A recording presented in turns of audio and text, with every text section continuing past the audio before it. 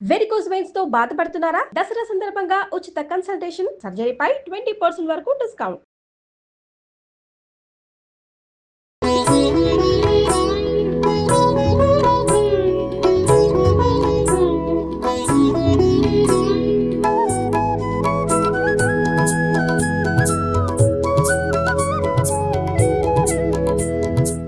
Suman TV presents mom's kitchen కి స్వాగతం.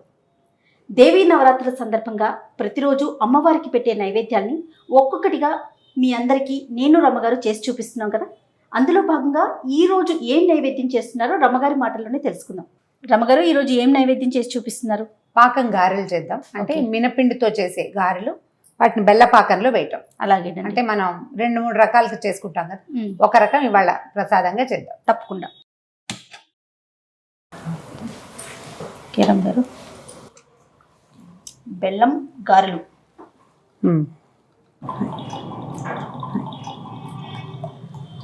ఇప్పుడు విషయం చెప్పనా? గారెలు చేసుకోవాలంటే మొదట మనం పిండి రుబ్బేసుకుంటాం. ఒక గ్లాస్, ఒక కప్ అనుకో, ఈ కప్పుతో మినపప్పు అయితే అదే కప్పుతోటి బెల్లాన్ని తీసుకోవాలి పాకానికి. మినపిండిని కొంచెం కొద్దిపాటి బరకగా, మరీ మెత్తగా దోసపిండిలో కాకుండా కొంచెం బరకగా రుబ్బుకోవాలి. బెల్లాన్ని కూడా దీంతో పాటు నూనె పెట్టినప్పుడే మనం బెల్లం కూడా కరగబెట్టేసుకుంటే సరిపోతుంది. పని కొంచెం తొందరగా అయిపోతుంది. తొందరగా అవుతుంది. కొలత అక్కర్లేదు, అందాజుగా వేయచ్చు. ఇది ఒక పాత్ర ఉంది కాబట్టి దీంతో చేస్తున్నాను అంతే నేను. ఇది మొదట చిన్న పాత్ర పెట్టి దీన్ని కరిగించి కొంచెం వడపోసుకుని పెట్టుకుంటే అప్పుడు ఇసుక లేకుండా వస్తుంది. ఈ స్టవ్ కూడా వెలిగించేద్దాం. ఓకే, కొంచెం సిమ్లో పెట్టి దీన్ని కాస్త ఒక స్పూన్ తోటి కానీ గరిటెతో కానీ కదిపితే మనకి అడుగంటిపోకుండా ఉంటుంది. కొద్దిగా ఒకసారి కలిపి కొంచెం ఇది కరిగే లోపల, ఆ నూనె వేడెక్కే లోపల. అవునండి. ఓకే, ఇది మినపిండి మనం రుబ్బింది కొంచెం బరకగా ఉంది చూ. ఓకే, మనం గారెలు వేసుకోవాలంటే కాస్త నీళ్లు కావాలి మనకి. ఒక బౌల్లో నీళ్ళు పోసి పెట్టుకుందాము. ఎట్లా రమ్మగారికి, మీకు కవర్ ఏదైనా కావాలా? చేతి మీద వేసేస్తారా మీరు? చేతి మీదే వేస్తాను. కవర్ చిన్నప్పటి అలవాట్లయితే కొబ్బరాకు కదా, మన అరిటాకు మీద చేసేవాళ్ళం.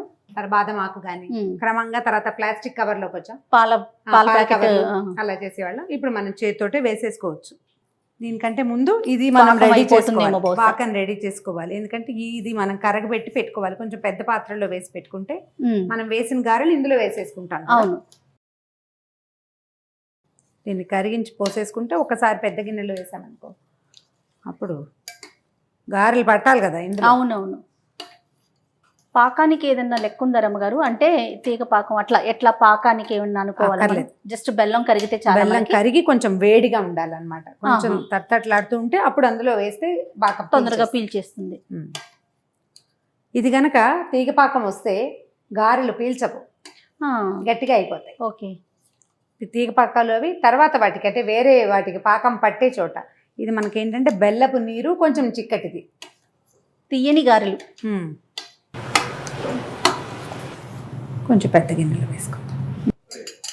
బెల్లం కరిగిపోయిందిగా, దీన్ని ఒకసారి వడపోసుకుని కొంచెం పెద్ద పాత్రలో పోసుకుందాం. బెల్లంలో ఇసుక మట్టి ఏదైనా ఉండేందుకు అవకాశం ఉంది.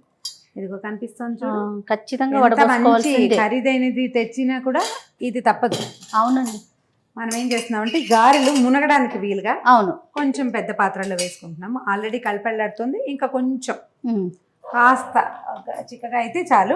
ఓకే, చిక్కగా అయిన తర్వాత మనం ఏలక పొడి వేసేసుకుని దీన్ని స్టవ్ ఆపేసుకుందాం. అప్పుడు గారెలు నూనె కాగుతుంది కదా, ఇంకొంచెం రావాలి కాస్త. గారెల్లో కూడా రకరకాలు చేస్తాం కదా రమ్మగారు. బెల్లపు గారెలని, అల్లం గారెలని, ఉల్లిపాయ గారెలని. మసాలా గారెలు అంటే ఇప్పుడు మనం కొంచెం అమ్మవారికి ఉల్లిపాయలు అవి వాడాం కదా. అల్లపు గారెలు అంటే ఎక్కువ అల్లము కొంచెం పచ్చిమిర్చి వేసి, ఇది బెల్లానికి ఏమో పంచదార. ఇది పంచదార పాకం పట్టేమనుకో బిగిసిపోతాయి గారెలు. బెల్లపాకం అయితే కొంచెం గారె బాగుంటుంది అనమాట. ఇదిగో కలిపళ్ళాడుతుంది, ఇది సరిపోతుంది. యాలకుల పొడి వేసేసి ఇది స్టవ్ ఆపేసేద్దాము. ఈ స్టవ్ కొంచెం పెంచుదాము. ఈ నూనె మరిగి వచ్చేస్తుంది కదా, ఇంకా గారెలు ఆపేస్తున్నాను. కొంచెం ఏలక పొడి వేసుకుందాం దీంట్లో. ఏలక్కాయల పొడి తెల్లగా ఉందనుకోకండి, తొక్కులు తీసేసి గింజలు మాత్రమే మనం పంచదార వేసి కొంచెం గ్రైండ్ చేసి పెట్టుకుంటే లేదా దంచి పెట్టుకుంటే బాగుంటుంది. ఏలక్కాయ తొక్కులు అవి ఉంచుకోకూడదు. కరిగిపోయింది కదా. మామూలుగా మనం ఒక అలవాటు జయ, అందరూ ఇట్లాగే చేస్తారు. ముందుగా ఒకటి వేసి అది అంటే ఏదైనా తేడా పడవునా నూనె బాగా కాగిందా లేదా అది అంటే ఇది తినకూడదని భావిస్తాం నియమంగా అన్నమాట. పెట్టుకుంటాం. ఇంకొక నిమిషం ఆగుదాం. రమ్మగారు పాకం పట్టడానికి గారికి ఏమైనా కొంచెం టైం తీసుకుంటుందంటారా? ఇప్పుడు పాకంలో వేస్తాం తీసుకుంటుంది. కదా, మనం ఒక వాయి వేసి రెండో వాయి తీసే లోపల సరిపోతుందా? సరిపోతుంది. మనం ఈ పిండి ఎంత లూజ్ గా రుబ్బాము, ఆ, పిండి ఎంత పాలంగా ఉంది అనే దాన్ని బట్టి పాకం పీల్చుకోవటం ఉంటుంది అన్నమాట. Okay okay. అట్లా దీని మీదే ఆధారపడి ఉంటుంది ఇప్పుడు మనకి. మన పప్పు కనుక మరీ పాత పప్పు అనుకో, ఆ, అప్పుడు కొంచెం ఎక్కువ ఇదిగా వస్తాయి. కొత్త పప్పు అయితే ఇంకో బాగా ఎక్కువ పీల్చేస్తుంది చెక్కమని. నూనె కూడా ఎలా అవుతుంది కదా, స్పీడ్ గా పీల్చేస్తుంది. పప్పు పాత పడిన కొందికి పీల్చడం తగ్గుతుంది. అందులో పొట్టు పప్పుకి మామూలు మినపప్పుకి కూడా తేడా కనిపిస్తా ఉంటుంది. ఆ తేడా ఉంటుంది, అది తేడా ఉంటుంది.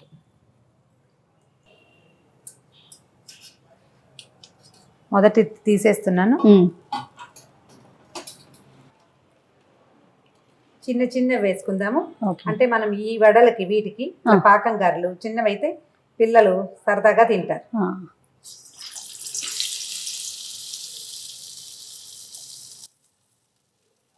చిట్టిగారి ఎంత పెద్దవైనా వేసుకోవచ్చు, మన ఇష్టం, మన మీరు అలవాటు. అన్నట్లుగా నైవేద్యానికి పెట్టుకుంటాం కదా రమ్మగారు, అప్పుడు ప్రసాదంగా అందరికి ఇవ్వడానికి కూడా బాగుంటుంది. బాగుంటుంది. ఇది ఒక్కొక్కళ్ళకి ఒక్కొక్క అలవాటు. కొంతమంది గారెలకి హోల్ పెట్టరు, అంటే మామూలుగా పితృకార్యాలకి హోల్స్ పెడతారు. అందుకని ఇప్పుడు పెట్టకూడదన్న నియమం కొన్ని చోట్ల కనిపిస్తుంది. మాకు ఆ నియమం లేదు. నైవేద్యానికి అంటే ఏదైనా సరే భగవత్ ప్రసాదం, అదైనా పితృదేవతల ప్రసాదమే కదా, అలా అనిపిస్తుంది. మేము కూడా ఇలాగే పెడతాం రమ్మగారు, హోల్ పెట్టే వేస్తాం. ఆ రంగు వస్తే బాగుంటుంది. కొద్దిగా నూనె వచ్చేసి పాకంలో వేసేస్తే సరిపోతుంది. వేసేనా రమ్మగారు? వేసి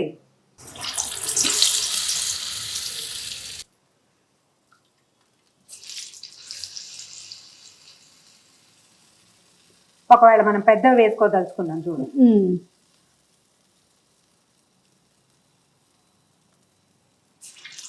చిన్నవి బాగున్నాయండి, ముద్దుగా క్యూట్ గా ఉంటుంది, పంచి పెట్టడానికి వీలవుతుంది. అవునవును.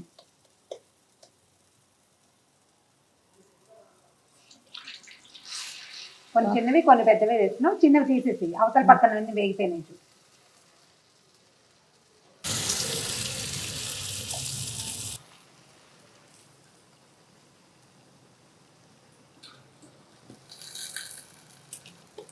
పెద్ద వేసినా వేసేయండి రమ్మగారు. ఆ చిన్నవి రెండు కూడా తీసేసి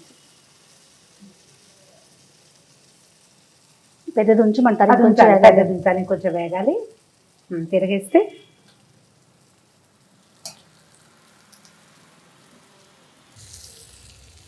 చూసే కూడా భలే బాగున్నాయి రమ్మగారు, క్యూట్ గా.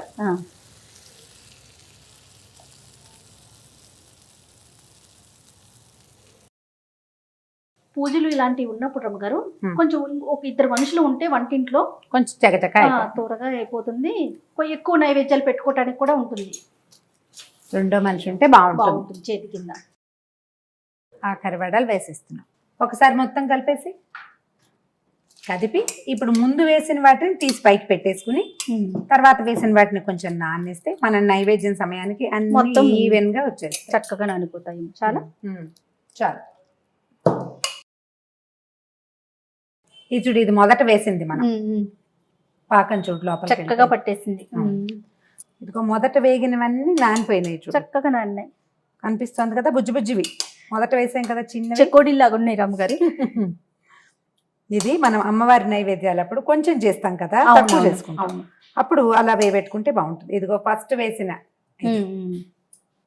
మనం నైవేద్యానికి ఏం చేయొచ్చు అంటే ఇలా పెట్టేసుకుని, అంటే మనం ఏ పాత్రలో ఉంచి నైవేద్యం పెట్టబోతున్నామో అందులో అరేంజ్ చేసుకుని పైన పాకం పోసేస్తే చక్కగా నానిపోతాయి. మనం ప్రసాదం పెట్టే సమయానికి బాగా నానుతాయి. ఇది కనుక పొట్టు పప్పు అయితే ఇంకా తొందరగా నానిపోతాయి. మనం ఈ పప్పు తెల్లటి పప్పు పోసాం కదా, గుళ్ళు పోసుకున్నాం మనము. పొట్టుపప్పు వేస్తే కొంచెం పొట్టుపప్పు అయితే కలర్ కూడా మారుతాయేమో, రంగు కూడా మారుతుంది కొంచెం, అంటే ఇంకా కరకరలాడుతూ వస్తాయి, బాగా ఎక్కువ క్రిస్ప్ గా వస్తాయి. ఓకే, పొట్టుపప్పే బలం అని కూడా అంటారు రమ్మగారు. అంటే ఏ పప్పు అయినా ఒకటే జయ, పొట్టు వల్ల ఇంకా కొంచెం బెటర్ గా ఉంటుందని అంటారు. ఏదో పాకం పోసేస్తున్నాను చూడు, వీటి మీద పాకంలోనే ఉంచేస్తే చక్కగా నానిపోతాయి. అది అయిపోయినాయి, పాకం గారెలు రెడీ. చక్కని తీపి గారెలు చిటికలో తయారు చేసి చూపించేశారు రమ్మగారు. చక్కగా అమ్మవారికి సమర్పించి ఆవిడికి చాలా బలం వచ్చి మనందరికి ఇంకా బలం రావాలని కోరుకుంటూ మరి రేపటి ఎపిసోడ్లో మళ్ళీ కలుసుకుందామండి. తప్పకుండా.